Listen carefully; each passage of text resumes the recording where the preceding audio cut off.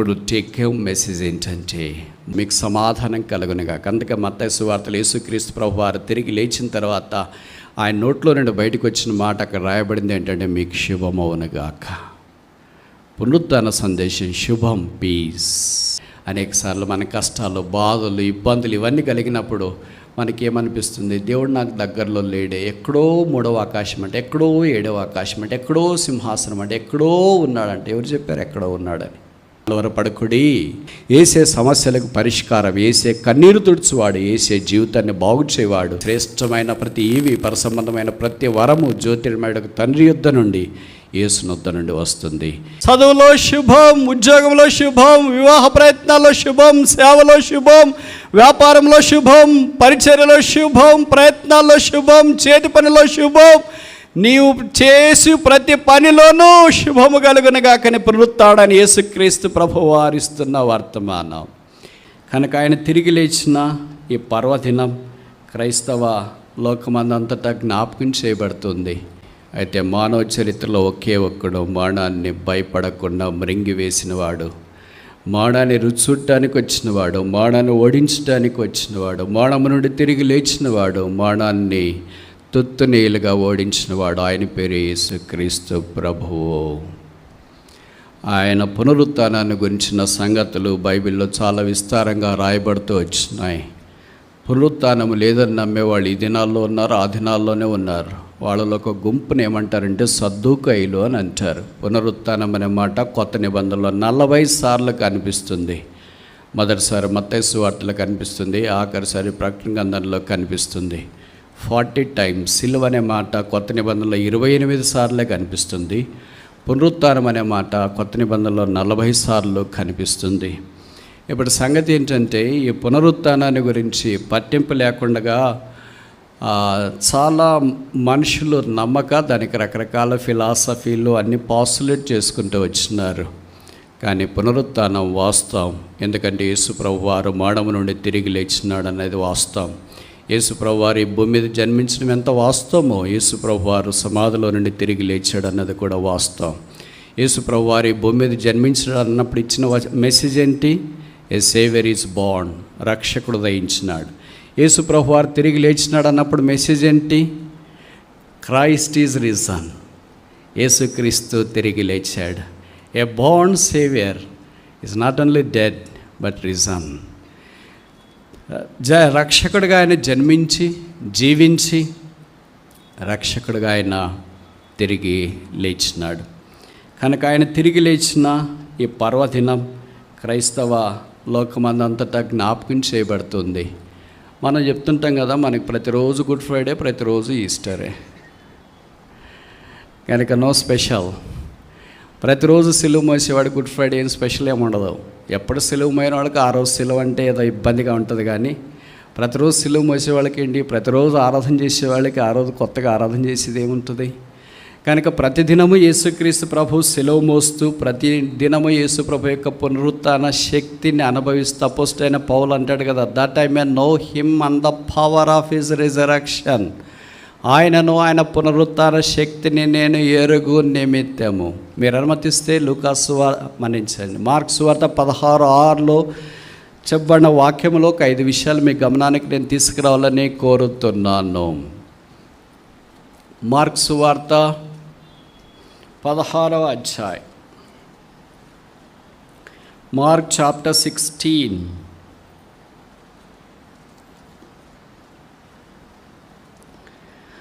అందుకతడు, కలవరపడకుడి, సిలువేయబడిన నజరేయుడగు యేసును మీరు వెదకుచున్నారు. యేసుక్రీస్తు ప్రభు వారి యొక్క పునరుత్థానం మనుషునికి తీసుకుని వచ్చిన మొదటి ఆశీర్వాదం ఏంటంటే message of peace. Let not your hearts be trouble. కలవరపడవద్దండి. కలవరం మనిషికి ఆరంభమవుతుంది. ఎందుకంటే ఆయన లేడు కదా, లేస్తానని చెప్పాడు, మరి ఏమైపోయాడో కనపడట్లేదు అన్నట్లుగా కొంతమంది స్త్రీలకి చాలా ఇబ్బందికరమైన వాతావరణం అక్కడ కనిపించింది. ఎందుకంటే వారు ఆదివారం తెల్లవారుచుండగా సుగంధ ద్రవ్యాలన్నీ తీసుకొని సమాధి దగ్గరికి బయలుదేరారు. సాధారణంగా సమాధి తోటికి తెల్లవారుజామున సూర్యోదయం కాకమునిపై వెళ్ళడం అనేది అంత తేలికైన సంగతి కాదు, చాలా ధైర్యం ఉండాల. వేరే దగ్గరికి అయితే ఉద్యోగాలకైతే వెళ్తారు, కానీ సమాధుల తోట దగ్గరికి ఎవరు వెళ్తారు? వాళ్ళకి సమాధుల తోట పక్కనంటే వెళ్ళాలంటే భయము, సమాధులు అంటేనే భయము, శవం అంటే ఇంకా భయము, పార్థివ దేహం అంటే ఇంకా భయం. అలాంటి వాళ్ళు అక్కడికి వెళ్ళి అంత నిర్భయంగా ఉండగలుగుతున్నారంటే వాళ్ళు చాలా ధైర్యం చేసిన వారనేది దీన్ని బట్టి మనకు అర్థమవుతుంది. కానీ వాళ్ళ హృదయంలో కలవరం ఉంది. అంత పెద్ద రాత్రిని ఎవడు దొర్లిస్తాడో మన కొరకు. చాలా రాళ్ళు వాళ్ళకి కనిపిస్తూ ఉన్నాయి. కానీ రిజరెక్షన్, పునరుత్థానం మనకిచ్చే వర్తమానం ఏంటంటే all the hindrances are rolled away. రాళ్ళన్నీ దొర్లించబడ్డాయి. మన కొడుకు ఆ రాతిని ఎవరు దొర్లిస్తారు? రాయి మీదే వీళ్ళకి గురింది, కానీ రాయి లోపల ఉన్న వ్యక్తి మీద బహుశా గురిలేదేమో. పునరుత్థానం మనిషిని 3 భాగాలుగా చేస్తుంది. ఏంటి ఆ 3 భాగాలు అంటే, ఒక్కొక్కరు ఒక్కో రకంగా పునరుత్థానానికి రెస్పాండ్ అవుతారు. యోహాను సువార్త జాన్ చాప్టర్ 20, యోహాను సువార్త 20వ అధ్యాయం 5వ వచనం. John chapter 20 verse 5. వంగి నారబట్టలు పడి ఉండట చూచెను కానీ అతడు సమాధిలో ప్రవేశింపలేదు. ఎవరతడు? 4వ వచనం. వారిద్దరు కూడి పరిగెత్తుచుండగా ఆ శిష్యుడు అంటే యోహాను పేతురు కంటే త్వరగా పరిగెత్తి ముందుగా సమాధి యొద్దకు వచ్చును. యోహాను పేతురు కంటే వయసులో బహుశా చిన్నోడు అనుకుంటా, అందుకే వేగంగా పరిగెత్తా ఉన్నాడు. పేతురుని దాటేసి మొదట వచ్చినాడు. పరిగెత్తి వచ్చినా తిరిగి సమాధి దగ్గరికి వచ్చినాడు కదా. వచ్చినవాడు ఏం చేశాడంటే అతడు సమాధిలో ప్రవేశింపలేదు. కొంతమంది అలాగుంటారు, బిలీవర్స్ ఎక్కడ దాకా వస్తారంటే సమాధి దాకా వస్తారు. తమ సమాధిలోకి వెళ్ళటానికంటే హైడ్ చేసుకోవటానికి, దాచుకోవటానికి వాళ్ళు ఇష్టపడరు. అలాగే అక్కడే నిలబడిపోతారు. అయ్యో బరియాలంటే చాలా కష్టం కదా అని. యేసుప్రభు యొక్క మానము భూస్థాపన పునరుత్థానం. భక్సింగ్ గారు ఎప్పటి మాటలు వాడేవాడు కదా, డెత్, బరియల్ అండ్ రిజరెక్షన్. చాలామంది మానము దాకా వస్తారు కానీ భూస్థాపన దాకా రావడానికి ఇష్టపడరు. ఇక్కడ యోహాను యొక్క సంగతి అలాగే మనం చూస్తున్నాం. ఆయన సమాధిలోనికి ప్రవేశించలేదు, అక్కడ నిలబడుకొని ఉన్నాడు. అది మొదటి గుంపు. రెండవ గుంపు ఏంటి? జాన్ చాప్టర్ 20, యోహాను సువార్త 20వ అధ్యాయం 6వ వచనం. యోహాను 26. అంతటా సీమోను పేతురు అతని వెంబడి వచ్చి సమాధిలో ప్రవేశించి, there are certain people who wants to experience the burial of Jesus Christ. యేసు ప్రభు యొక్క భూస్థాపనలో తమను తాము ఐక్యపరచుకోవాలని ఇష్టపడే వాళ్ళు కొంతమంది మనకు కనిపిస్తున్నారు. ఎర్ర సముద్రం మనకు అదే జ్ఞాపకం చేస్తుంది కదా. యేసుక్రీస్తు ప్రభు వారి యొక్క మానము భూస్థాపన అంటే అర్థం ఏంటి? Completely closed, you are not seen any longer.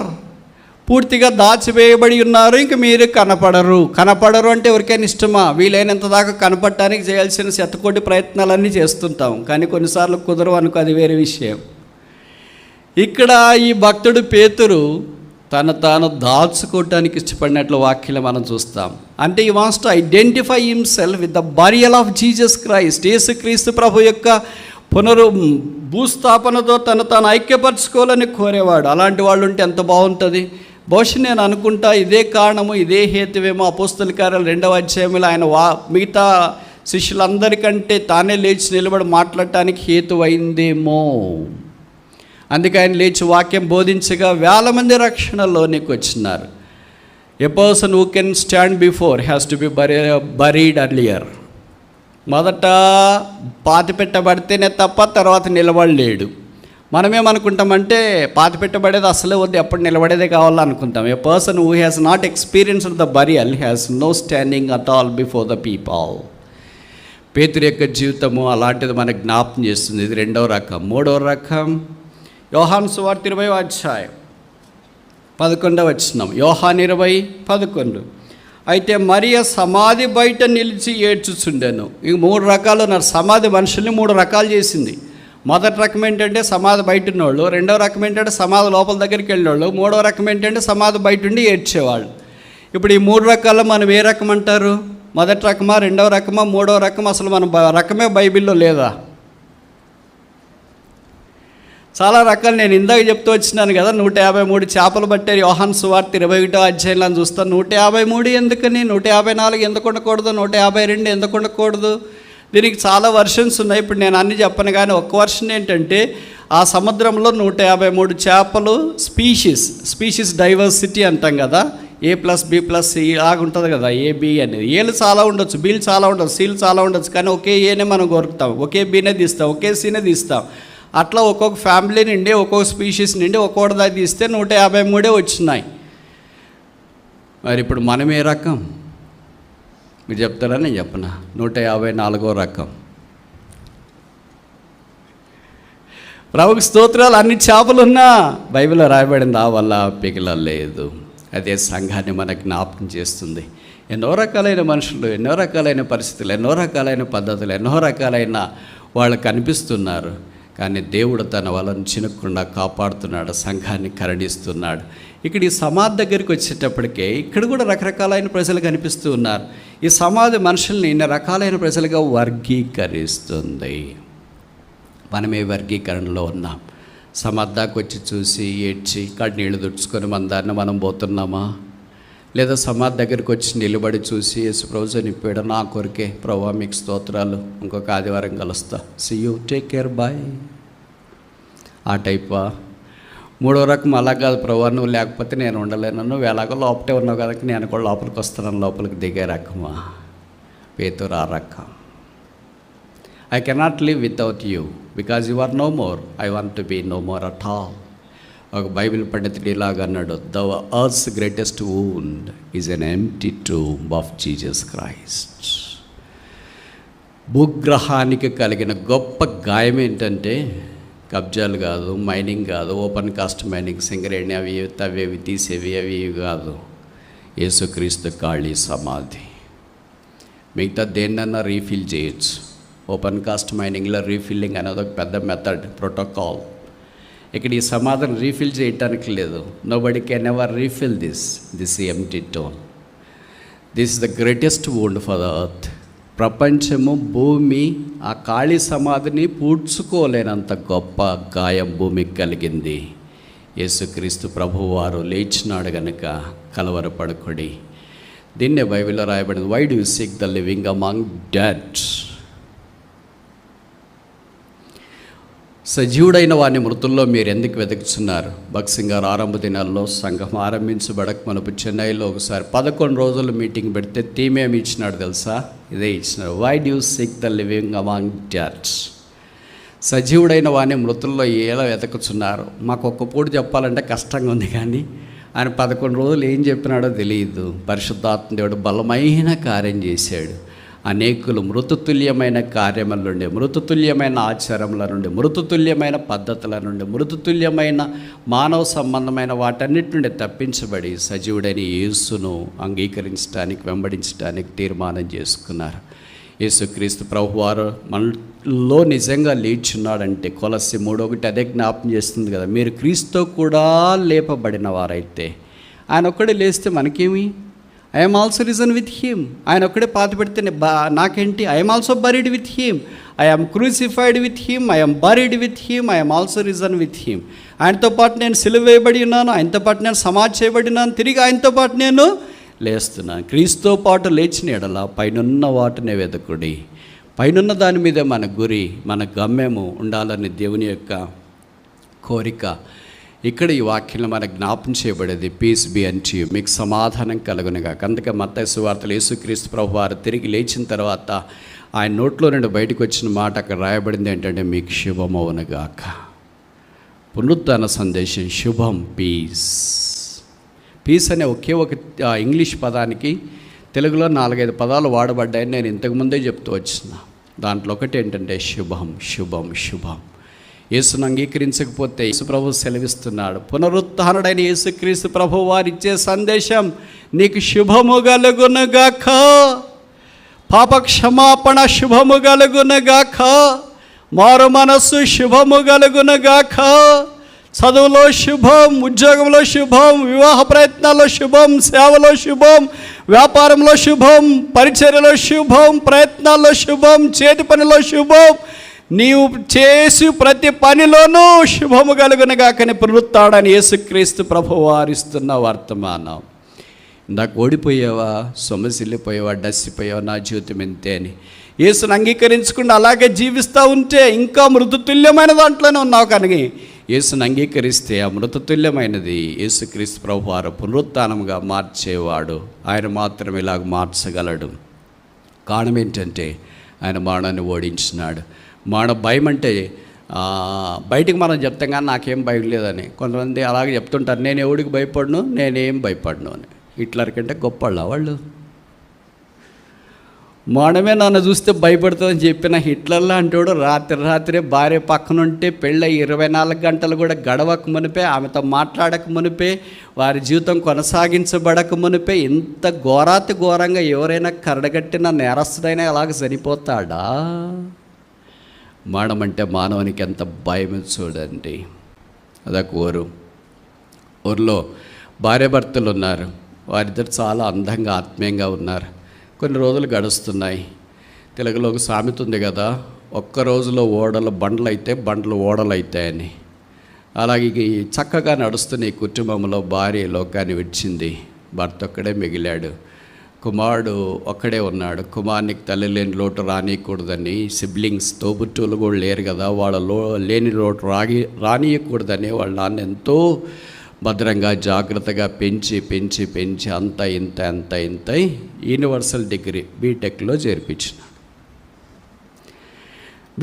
చేర్పించిన తర్వాత ఫస్ట్ ఇయర్ సెకండ్ ఇయర్ అన్నీ బాగా గడుస్తుంది. తర్వాతే కదా మళ్ళీ మారుతాం. ఫస్ట్ సెమిస్టర్ అంటే there is a phenomenal change. Project వర్క్కి వచ్చేటప్పటికి వీళ్ళేనా ఫస్ట్ ఇయర్ జాయిన్ అయింది అనుకుంటాం.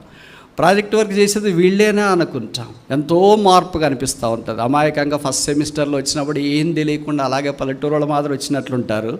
ఫోర్త్ సెమిస్టర్కి వచ్చినప్పుడు ఇప్పుడే కాలిఫోర్నియాలో శాన్ ఫ్రాన్సిస్కో గూగుల్ ఆఫీస్లో నుండి వచ్చినట్లుంటాం. What a అస్ట్రనామికల్ change. కొడుకు వచ్చేవాడు నాన్నగారు అడిగారు, నాన్న అసలు ప్రపంచంలో చాలా బలమైనది ఏంటి చెప్పు అన్నాడు. నాకు కొద్దిగా సమయం ఇరా, అప్పుడు నేను నీకు చెప్తా అన్నాడు. సరే నాన్న నువ్వు ఎంతైనా సమయం తీసుకో, కానీ నా ప్రశ్నకు నువ్వు జవాబు చెప్పి తీరాలి చూడు అన్నాడు. సరే చెప్తానులే అన్నాడు. అలా కొంత సమయం అయిపోయిన తర్వాత మళ్ళీ కుమార్ని పిలిచాడు. నువ్వు ఏదో ఒక ప్రశ్న అడిగావు కదా, ప్రపంచంలో బలమైనది ఏదని, నేను చెప్తాను చూడు జవాబు అన్నాడు. ఏంటి నాన్న జవాబు అంటే ఫైర్, నిప్పురా అన్నాడు. ఏ నాన్న నిప్పు అంటే అంత అవునరా, పంచభూతాల్లో అది కూడా ఒకటి, అందుకని దాన్ని భూతం అంటారు అని అన్నాడు. దానికి ఏం పక్షపాతం ఉండదు అన్నారు. పక్షపాతం అంటే ఏంటి?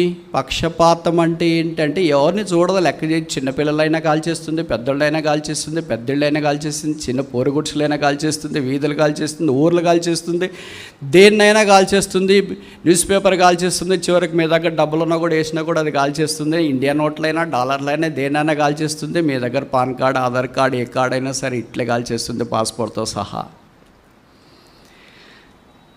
నీ దగ్గర ఉన్నది ఏదైనా కాల్చేస్తుంది. చివరికి ఎలాగో తెలుసా, మనిషి చనిపోయిన తర్వాత కొంతమంది కాల్చేవాళ్ళు ఉంటారు కదా, అలాగే రాజకీయ నాయకులైనా పెద్ద వ్యాపారవేత్తలైనా ఘనత కలిగిన వారైనా గంధపు చెక్క లేచి సెంటేసి కాల్చాలన్నా కూడా కాల్చేస్తుందిరా. దానికి అసలు కర్కశమైంది, చాలా బలమైంది.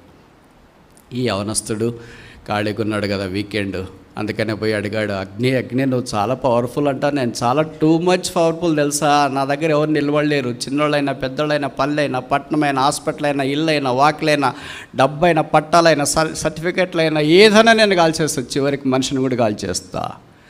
నేను టూ మచ్ పవర్ఫుల్.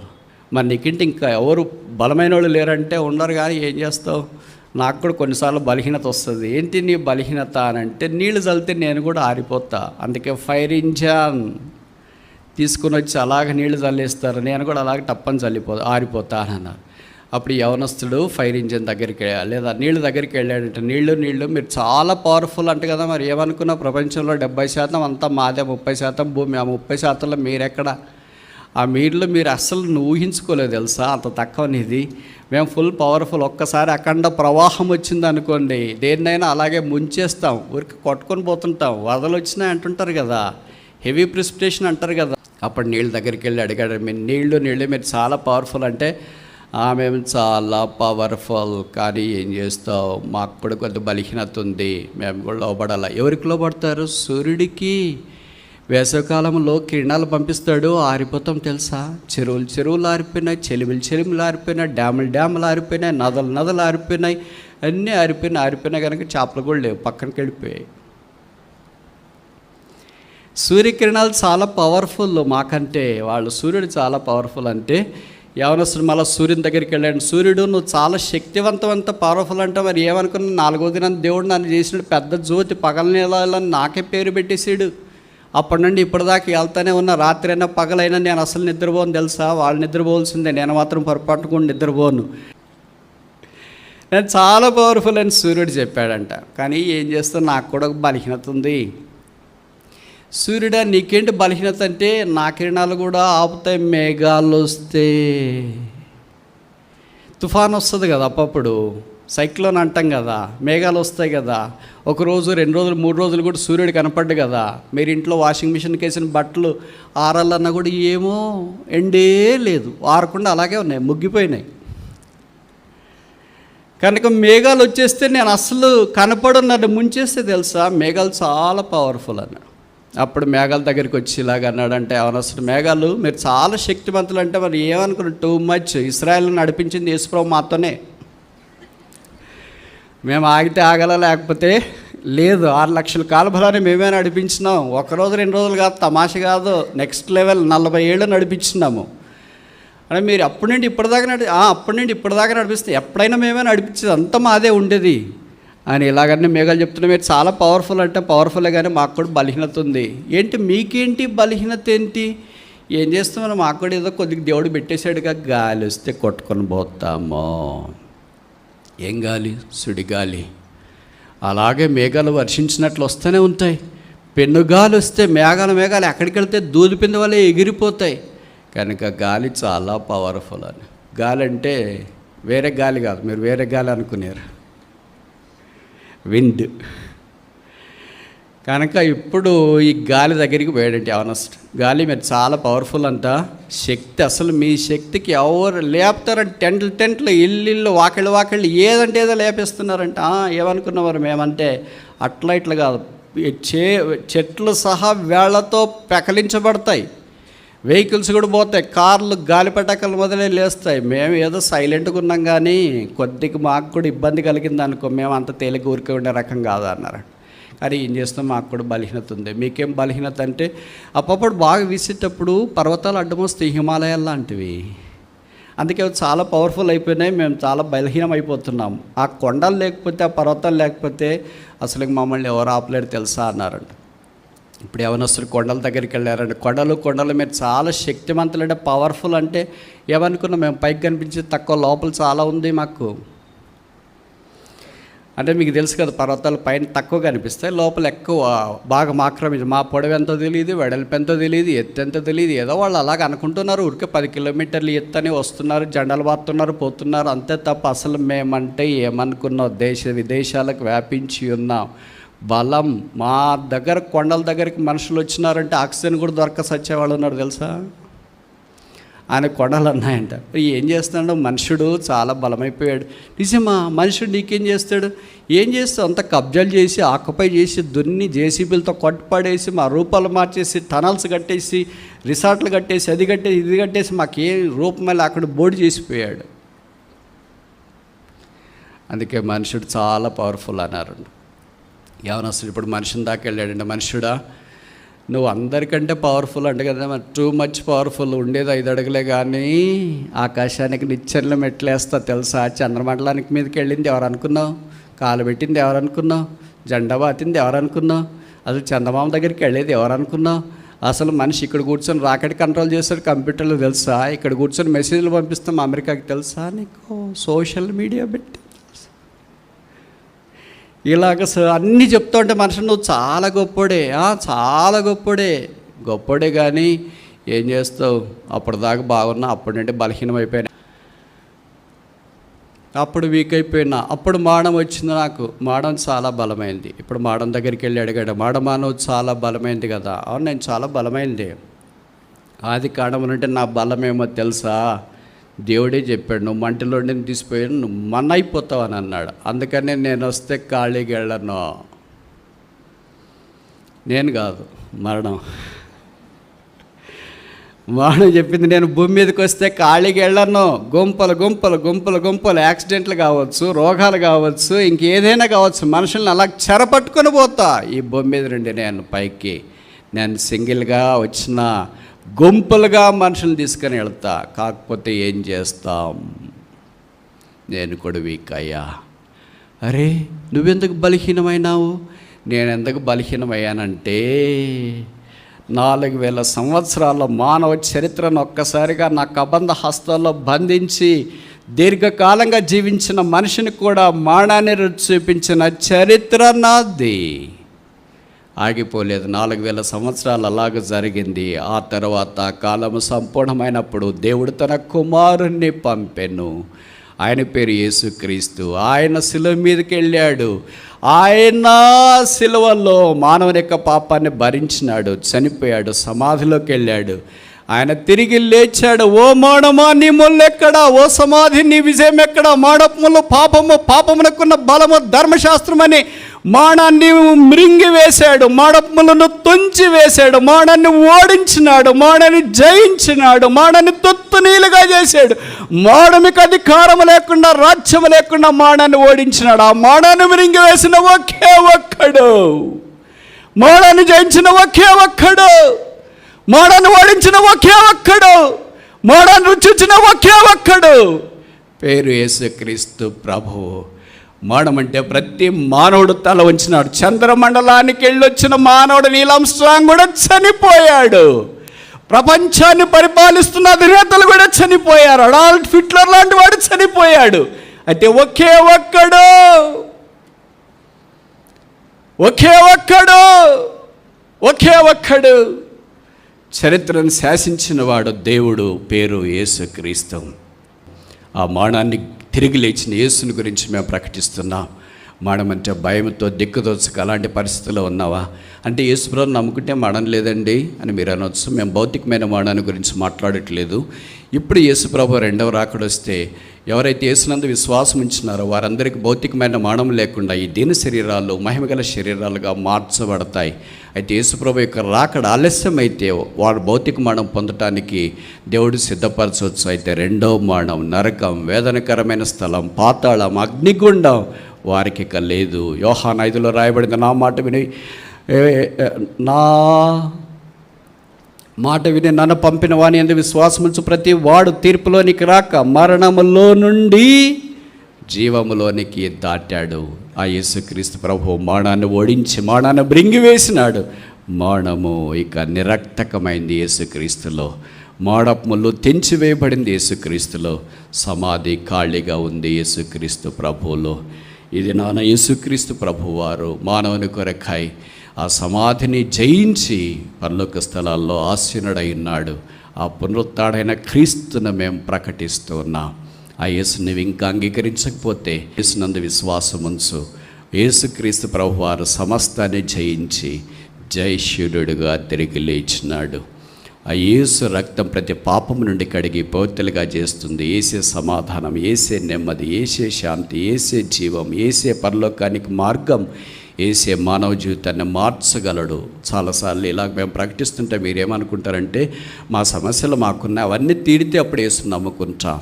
నాకు చదువు ఉంది, చదువంతా బాగా క్లియర్ అయిపోతే యేసుని నమ్ముకుంటా, మంచి మార్కులతో పాస్ అయితే యేసుని నమ్ముకుంటా. నేను అనుకునే ఎగ్జామ్ కొట్టదేం లేదు. అక్కడ యేసును విశ్వాసం ఉంచుతా. పెళ్ళైతే, పిల్లలైతే, ప్రమోషన్ వస్తే షరతులు పెట్టద్దు యేసును అంగీకరించడానికి. యేసును స్వీకరించు. రోమా 8లో రాయబడింది, దేవుడు తన కుమారుని అనుగ్రహించడానికి వెనుదీ లేదు కనుక ఆయనతో పాటు సమస్తం ఎందుకు అనుగ్రహించడు? యేసుతో పాటు సమస్తం అనుగ్రహించడానికి సిద్ధంగా ఉన్నాడు. ఒక్కసారి ఇంతదాకా నువ్వు పెట్టుకున్న షరతులన్నీ తీసేసి యేసును హృదయంలో చేర్చుకో. జీవితం మార్చబడుతుంది. శ్రేష్టమైన ప్రతి ఈవి, పరసంబంధమైన ప్రతి వరము జ్యోతిర్మయుడు తండ్రి యుద్ధ నుండి, యేసుని యుద్ధ నుండి వస్తుంది. ఏసే మానవుని జీవితానికి శాంతి, ఏసే శుభం, ఏసే సమాధానం, ఏసే నిరీక్షణ, ఏసే సమస్యలకు పరిష్కారం, ఏసే కన్నీరు తుడుచువాడు, ఏసే జీవితాన్ని బాగు చేయవాడు. ఆ ఏసే మాడాన్ని ఓడించి తిరిగి లేచి పునరుత్థానుడై పరలోక స్థలములో కూర్చున్నవాడు. ఆ పునరుత్థానుడైన యేసును మేము ప్రకటిస్తున్నాం. We preach Christ resurrected. లూకాసు వార్త 16వ అధ్యాయం 6వ వచనంలో మనం ఇందాక చూసినాము, కలవరపడకుడి, సజీవుడైన వారిని మృతుల్లో మీరు ఎలా వెతకుచున్నారు. కనుక మొదటి సంగతి ఏంటంటే, పీస్ బి అంటు యు, మీకు సమాధానం కలుగును గాక. రెండోది చూస్తామా, మార్క్స్ వార్త 16వ అధ్యాయం, మార్క్ చాప్టర్ 16, మార్క్ 16 6వ వచనం 3వ వరుస. ఆయన లేచి ఉన్నాడు, ఈజ్ రిజన్. ఆయన ఇంకా పడుకొని లేడు, ఆయన లేచి ఉన్నాడు. పవర్ ఆఫ్ గాడ్, దేవుని యొక్క శక్తి ఇది. మొదటిది పీస్ ఆఫ్ గాడ్, రెండోది పవర్ ఆఫ్ గాడ్. ఆయన లేచున్నాడు. మనుషుడు పడుకున్న తర్వాత ఇంకా అలాగే పడుకున్నట్లు ఉండిపోతాడు, ఆయన లేయలేడు. యేసుక్రీస్తు ప్రభువు లేచి ఉన్నాడు. ఆయన నిలబడే దేవుడు, మాట్లాడే దేవుడు. యోహాను 21:4 యేసు ఆ సముద్ర తీరమున ఉదయమైనప్పుడు నిలిచి ఉన్నాడు. అలాగే 28వ అధ్యాయం ఆదికాండంలో చూస్తే యాకోబు కలలో దేవుడు యెహోవా పైన నిలిచిండే, నిచ్చెన పైన నిలిచున్నాడు అంటే అర్థం ఏంటి? Is under control of everything. ఒక క్లాస్కి వెళ్ళిన తర్వాత ఒక 70 మంది విద్యార్థులు ఉన్నారనుకో, టీచర్ కూర్చొని చేసే టీచింగ్ వేరే, నిలబడుకొని చేసినాడు అనుకో, అంతా ఒక్కసారి దెబ్బకి సెట్ అవుతారు. మేము కూర్చొని బోర్డు వైపు తిరుగుతా పీపీటీలు చెప్తా ఉంటే కింద వాళ్ళు చేసే పనులు వాళ్ళు చేస్తూ ఉంటారు. అలా కాకుండా ఒక్కసారి నిలబడి ఇట్లా కళ్ళ పెట్టి చూసినాము, స్కాన్ చేసినామనుకో, అంతా దెబ్బకి సెట్ అయి ఇట్లా ఉంటారు. బాడీ ప్రజెంట్, మైండ్ ఆబ్సెంట్, అంటే ఫుల్ కంట్రోల్. అలాగే యేసుక్రీస్తు ప్రభువారు ఒక్కసారి నిలిచున్నాడు. ఆయన సముద్ర తీరాన్ని నిలిచుంటే సముద్రము చుట్టుపక్కల ఉన్న వాళ్ళ కంట్రోల్లో ఉండాలి. నిచ్చెన మీద నిలిచుంటే భూమి ఆయన యొక్క ఆధీనములో, కంట్రోల్లో, నియంత్రణలో ఉంది.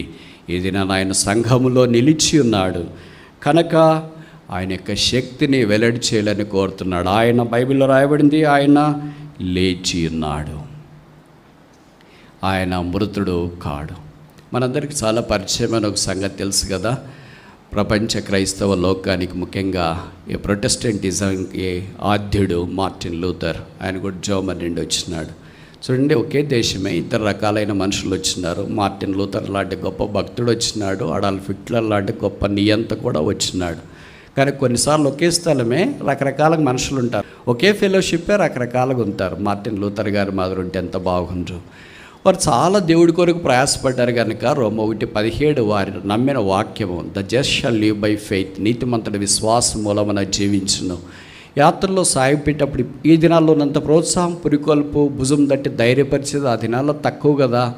అందుకనే కొంత బాధ వేసినప్పుడు చాలా నిరుత్సాహంతో ఆయన డిప్రెషన్లోకి వెళ్ళాడంటే ఒకసారి వెళితే, ఇది మీలో చాలామంది వినింటారు కదా, మీకు పరిచయం కూడా ఈ మాటలు.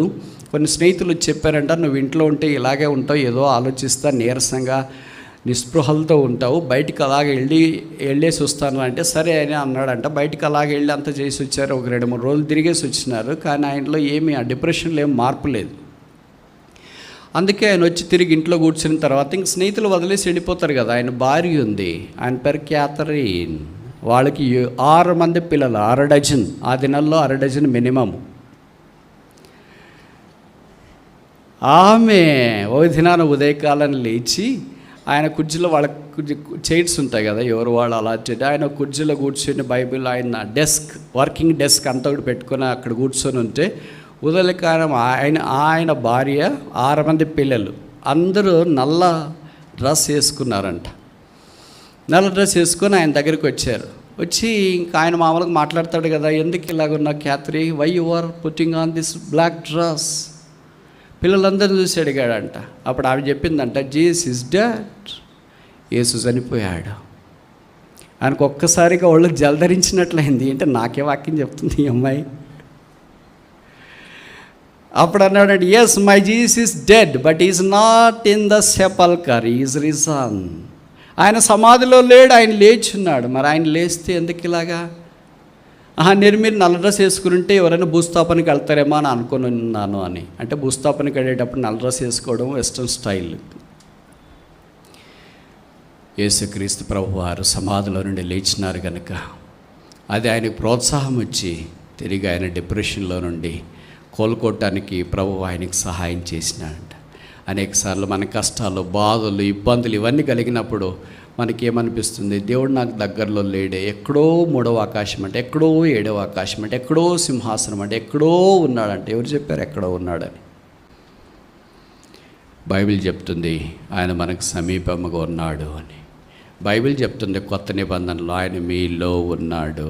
1 యోహాను 4:4, he that is in you is greater than he that is in the world. లోకములో ఉన్నవాని కంటే మీలో ఉన్నవాడు గొప్పవాడు. 3 చూస్తామా?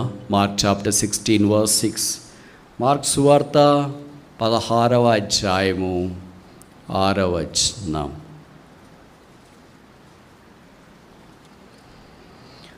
మార్కు 16:6. ఆ తర్వాత వరుస ఇక్కడ లేడు, is not here, I risen. లేచినాడు, లేచి పక్కన సమాధి దగ్గరికి వచ్చి అక్కడే కూర్చోలే. మనకు తెలుసు కదా, మనం నిద్రలో నుండి లేచేదంతా ఒక టైపు.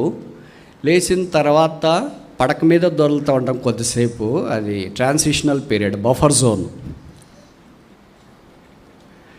ఆ తర్వాత ఏదో ఫోన్ రావడమో ఏదో జరిగితే అప్పుడు పడక మీద నుండి లేస్తాము. లేచినప్పుడు ఎవరైనా మనకి ఇబ్బంది అయిన వాళ్ళకి అనిపించినారు అనుకో, మన కోపం అంతా వాళ్ళ మీద వేస్తుంటాం.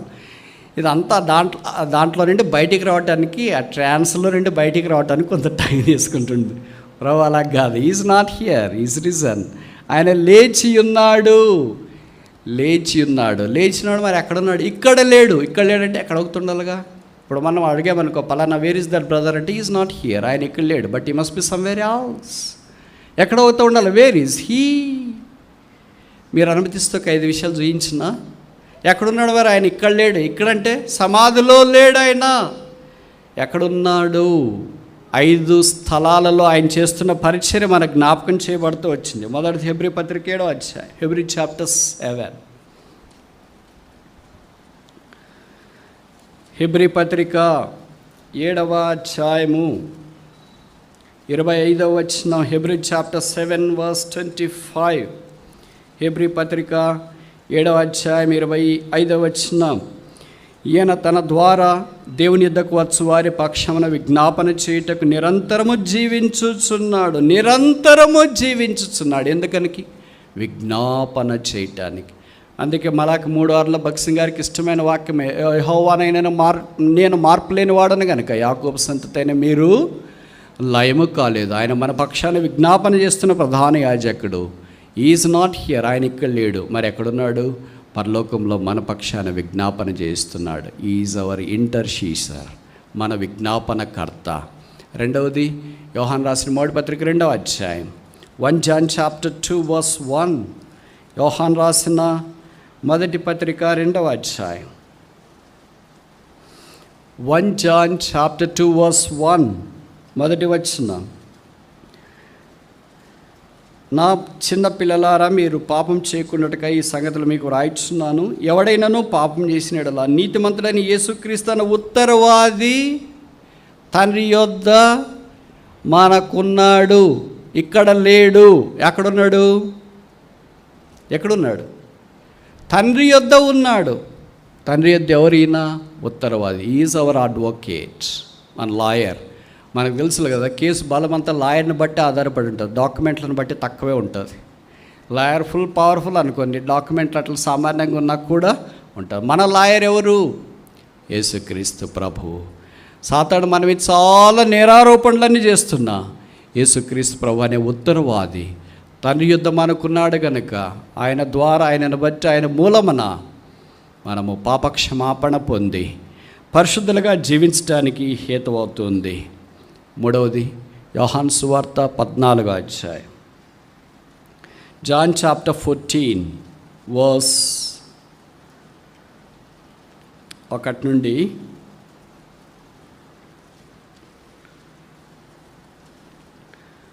14వ అధ్యాయం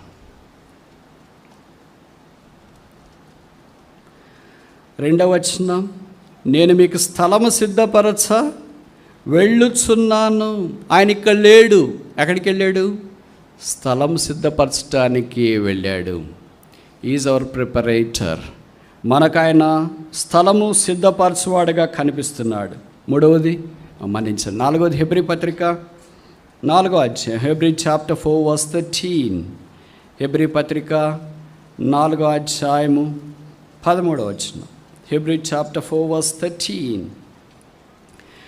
మరియు ఆయన దృష్టికి కనబడని సృష్టం ఏదియూ లేదు. మనం ఎవనికి లెక్క అప్పచెప్పవలసినదో ఆ దేవుని కనులకు సమస్తమును మరగలేక తేటగా కనిపిస్తుంది. Is watching. సర్వలెన్స్ కెమెరాలు అంటాం కదా, మనం ఏదైనా ఒక బిల్డింగ్కి, ఒక క్యాంపస్కి, ఒక కాలేజీకి వెళ్ళినప్పుడు బయట ఒక బోర్డు పెట్టింటారు కాంపౌండ్ వాళ్ళ దగ్గర, you are under surveillance dash. నువ్వు సెట్ కాకపోతే all things will be recorded. అలాగే దేవుడు ఇప్పుడు పైన మన విషయమై కనిపెట్టి ఉన్నాడు. Is watching. ఇప్పుడు 4 విషయాలు చూసిన. మొదటిది, ఈజ్ అవర్ ఇంటర్సీసర్, ఆయన మన విజ్ఞాపనకర్త. రెండవది ఈజ్ అవర్ అడ్వకేట్, ఆయన మన ఉత్తరవాది. మూడవది ఆయన మన విషయమై తండ్రి సన్నిధిలో ఈ సిద్ధం చేస్తున్నవాడు. Is a ప్రిపరేటర్. నంబర్ 4, 4వ సంగతి ఇక్కడ మనం చూస్తే is our watching person, surveillance person. 5వది ఆఖరిది, దీంతో ముగిస్తాం. Hebrew 10:13. Hebrew 10:13. Hebrew chapter 10 verse 13. Hebrew chapter 10 verse 13.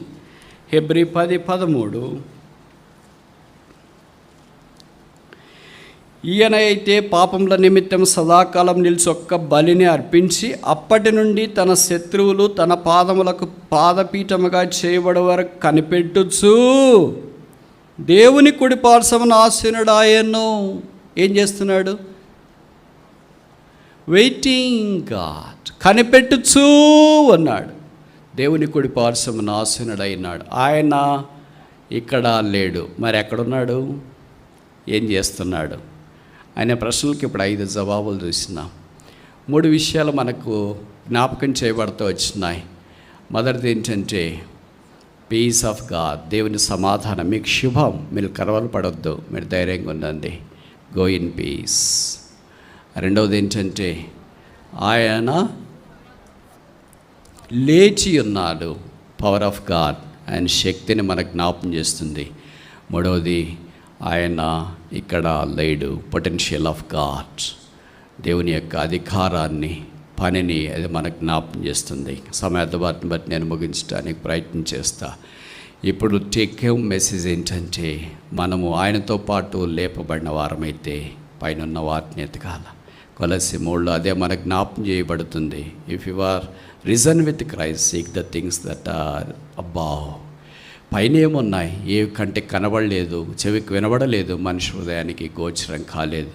వదిన నా ప్రభు మన కొరకై రాబోతున్నాడు. ఆయన ఎదుర్కోవటానికి భూమండలం మీద నుండి మనము సిద్ధపడి వెళ్ళాలని కోరుతున్నాడు. ప్రభు యొక్క సిద్ధపాటు కొరకై దేవుడు మనల్ని భూమి మీద ఉంచి వాక్యము, సేవ, బోధ, పరిచర్య ఇవన్నీ అనుగ్రహించినాడు. ఈ సిద్ధపాటును మనం నిర్లక్ష్య పెడితే అవకాశం మరలా రాకపోవచ్చు. చిన్న అవకాశాన్ని తలదన్నకుంటే జీవితంలో అవకాశాల కొరకు అరలు చాపిన అవకాశాలు మనకు దొరకకపోవచ్చు. అదే ఆత్మీయంగా మనం సిద్ధపరచబడే అవకాశం. ప్రభు ఇచ్చిన అవకాశాన్ని మనం సిద్ధం చేసుకొని ఈ భౌతికమైన, ఈ క్షయమైన, ఈ లోకపు సంబంధమైన అఫెక్షన్స్ నుండి, అట్రాక్షన్స్ నుండి, నకిలీ నుండి కాపాడబడి పరసంబంధమైన దాని కొరకే. పునరుత్థానం అనేది భౌతికమైనది కాదు. It is the miracle related to heaven. అది పరసంబంధమైనది. క్రీస్తునందు మృతులైన వారు ధనులు, వారు తిరిగి లేచి క్రీస్తుతో పాటు సదాకాలం ఉండడానికి వెళ్తారు. అందుకే బైబిల్లో రాయబడింది కదా, క్రీస్తు మరలా వచ్చినప్పుడు ఆయనతో పాటు క్రీస్తునందు మృతులైన వారిని వెంట పెట్టుకొని వస్తాడు. ఇవన్నీ చూస్తే మనకు ఆశ్చర్యం. అంటే what is all this mysterious things? ఇది లాజిక్ ఏమైనా అర్థమవుతుందా? లాజిక్ అర్థం కాదు, నమ్మటానికి అర్థమవుతుంది. మనం నమ్మేది తక్కువ, తీరి తెలుసుకోవాలని కోరేది ఎక్కువ. We have more desire to know but less desire to believe. నమ్మటానికి చాలా తక్కువ, నమ్మితే పైన సంగతులు మనం కోరుతాం.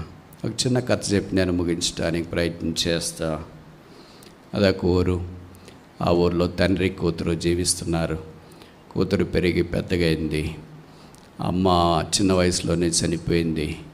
తల్లి లేని లోటు కూతురికి ఆయన తీరుస్తూ వచ్చాడు. అందుకే కొద్దిగా ఆకలేసిన తనకు కావలసిన భోజనము, బట్టలు, సౌకర్యాలు ఏది తక్కువ లేకుండా, నాకు తల్లి లేదు, సిబ్లింగ్స్ లేరు అనే లోటు లేకుండా కూతురుని చూసుకుంటూ వచ్చినాడు. కొన్ని రోజులు గడిచినాయి. కూతురు పుట్టిన దినం వచ్చింది. డాడీ నాకు బర్త్డే పుట్టిన దినం వచ్చింది కదా, ఒక గిఫ్ట్ కావాలనింది. సరే తీసుకుందువా అన్నారు. బహుశా ఇద్దరు కలిసి ఏదో ఒక మార్ట్కి వెళ్ళారు అనుకోండి. అక్కడ ఏదో ఒక నెక్లెస్ లాంటిది చూసింది. ఇది తీసుకుంటా డాడీ, నాకు బాగా నచ్చింది అన్నాడు. సరే నీ ఇష్టమా అని తీసుకున్నారు. ఎంత అంటే 10,000 అని అన్నారు. 10,000 దాన్ని చూసి మురిచిపోయింది. ఎంత బాగుంది, ఎంత బాగుంది, ఎంత బాగుంది మురిచిపోయింది. తెచ్చుకునింది, పెట్టుకునింది, వేసుకోలేదు. ఎందుకంటే ఈశ్వరులు వాళ్ళకి అంత తేలిక వేసుకోకపోతే తెచ్చుకోవడం ఇష్టం కానీ వేసుకోవడం ఇష్టం.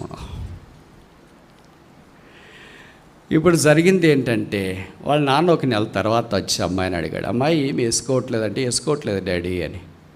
ఎప్పుడు వేసుకుంటాడు? వేసుకుంటానులే డాడీ ఏంటి. ఇప్పుడు వాళ్ళ నాన్న అన్నాడు, డూ యూ లవ్ మీ? నేనంటే నీకు ఇష్టమా? ఎస్ డాడీ, నువ్వంటే నాకు చాలా ఇష్టం. అయితే నువ్వు ఏ నక్లీస్ తెచ్చుకున్నావు అది నాకు ఇచ్చే అన్నాడు. షాకింగ్ డాడీ, అసలు నువ్వు అట్లా అడుగుతావని నేను అనుకోలేదే. I thought that you are a good dad, but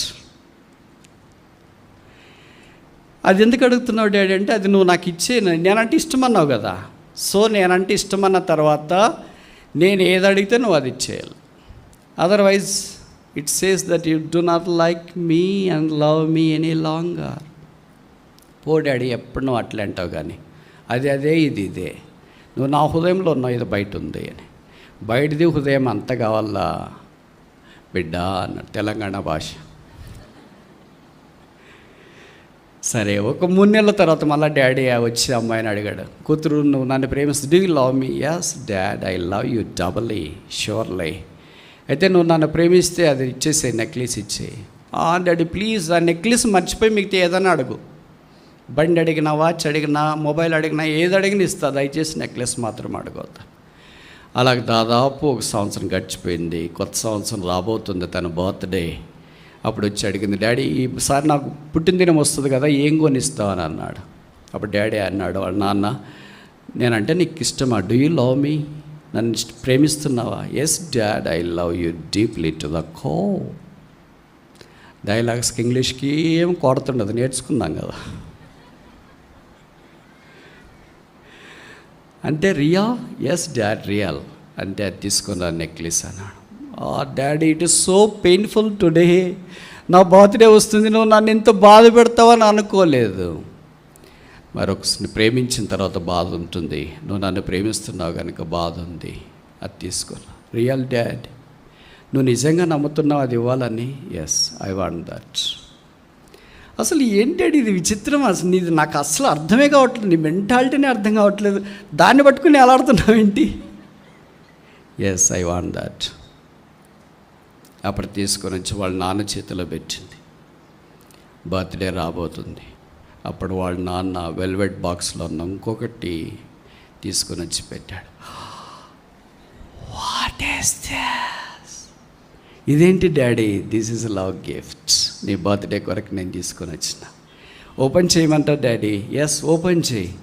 open చేస్తే దుబాయ్ నుండి ఇంపోర్టెడ్ వజ్రాలతో పొదగబడిన వజ్ర వైడూర్య మరకత మాణిక నీళ్ళ కెంపులు పచ్చలతో పొదిగించబడిన నెక్లెస్. షాక్ అయిపోయి నోట్ మాట్లాడలేదు. Daddy, I am speechless, I love you so. ఇంకా మీకు తెలుసు కదా అవన్నీ.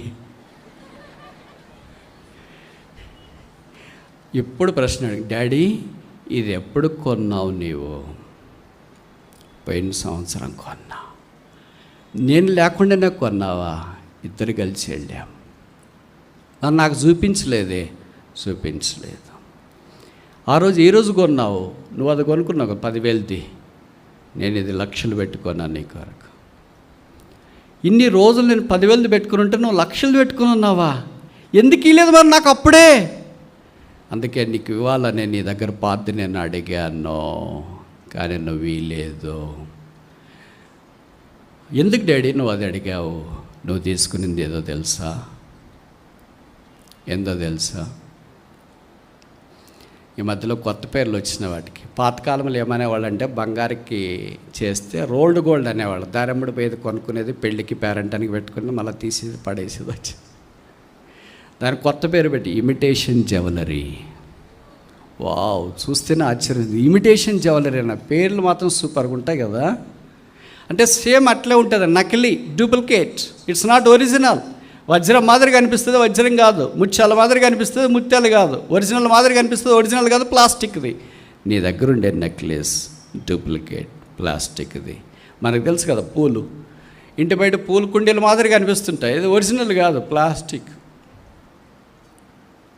ఏ దగ్గర ప్లాస్టిక్ది ఉంది, అందుకే నా దగ్గర ఉన్న ఒరిజినల్ లేకపోయినా ఇప్పుడు ప్లాస్టిక్ది ఇచ్చినావు కనుక ఇదిగో ఒరిజినల్ తీసుకో.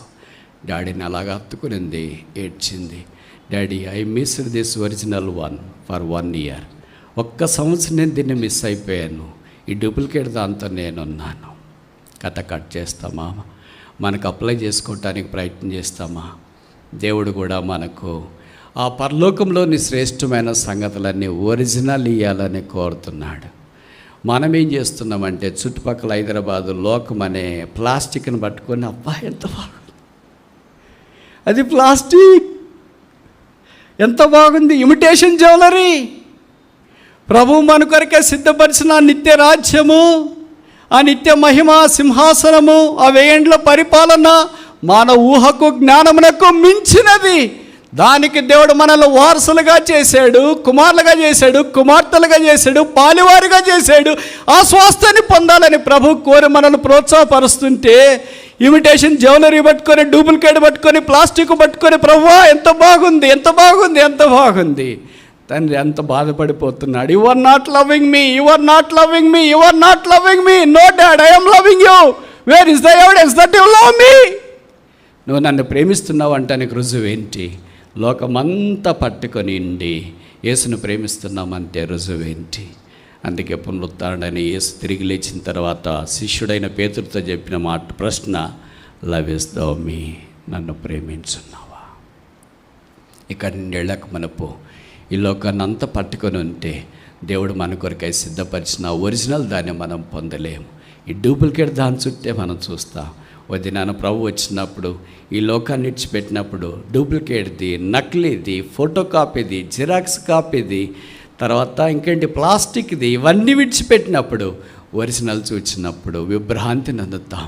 ఆ పరలోక వైభవాన్ని చూసినప్పుడు, ప్రభువా ఇంత నా కొరకు సిద్ధపరిచావా, నువ్వు నా కొరకు ఇన్ని సంగతులు ఇక్కడ ఏర్పాటు చేసావా? ఎరగలేదు, గుర్తించలేదు, గ్రహించలేదు. ఆయన ఇక్కడ లేడు. ఆయన లేచి మనకంటే ముందుగా వెళ్ళి సిద్ధపరుస్తున్నాడు. మనము ఆయన దగ్గరికి వెళ్ళి ఆయనను చూచి ఆయన వైభవంలో పాలు పొంది ఆయన రాజ్యములో భాగస్వాములు కావాలని ప్రభువు మనల్ని పిలుస్తున్నాడు. ఆయనే మన నిరీక్షణ, క్రీస్తే మహిమా నిరీక్షణ అయి ఉన్నాడు. ఆయన ఇక్కడ లేడు, ఆయన లేచి ఉన్నాడు. ప్రార్థన.